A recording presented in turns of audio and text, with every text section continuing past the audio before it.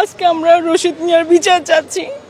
সে একটা সাধারণ মানুষকে সবার সামনে দিন দুপুরে কোপায়, তার সন্ত্রাসী বাহিনী, বেঙ্গা বাহিনী দিয়ে তার ভাইরা কোপাইছে, মুসা, সাকিব, মন্টু, হামিদ মিয়া, সবাই ওখানে, সবার সামনে আমার জামাইকে কোপায় মেরে ফেলতে চাইছে। রশিদ মিয়া ফোনে বলছে কি, মাসুদকে 3 টুকরা করে বস্তায় ভরে পুঁতে ফেল।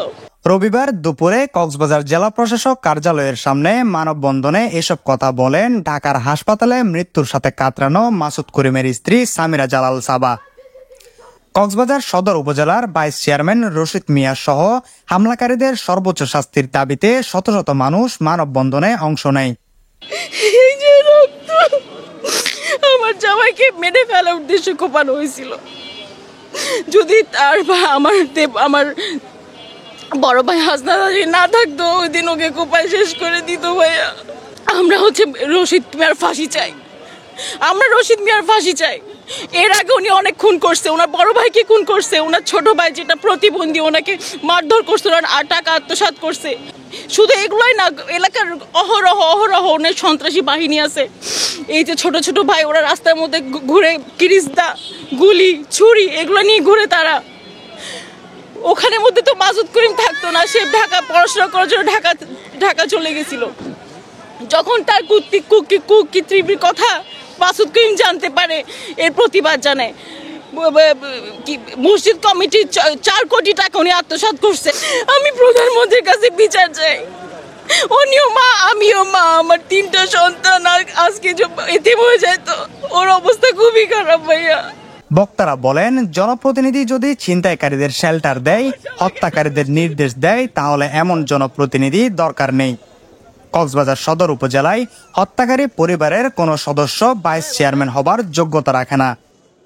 কক্সবাজার স্টুডেন্ট সোসাইটির প্রতিষ্ঠাতা ব্যবসায়ী হাজী মাসুদ করিম কোনো অন্যায়কারী নয়। তাকে চোরের মতো দিনে দুপুরে জবাই করেছে, এটি চরম বর্বরতা।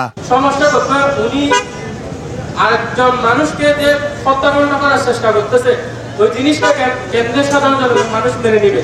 আপনারা কি মেনে নিতে পারবেন যে একজন জনগণের প্রতিনিধি হয়ে যে আপনি জনগণকে হত্যা করার চেষ্টা করতেছেন? এটা কেমন সম্ভব?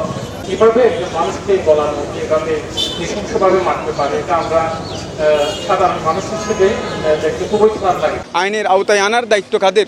সরকারের, আমাদের না, আইন শৃঙ্খলা বাহিনীর। আমি আমার ভাইয়ের সুষ্ঠু বিচার চাই।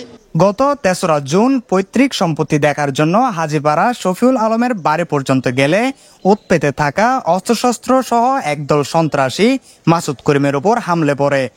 এক পর্যায়ে ওই হামলাকারীদের উপজেলা ভাইস চেয়ারম্যান রশিদ মিয়া মোবাইল ফোনের লাউড স্পিকার হত্যা করে 3 টুকরো করায় বস্তায় ভরার নির্দেশ দেন।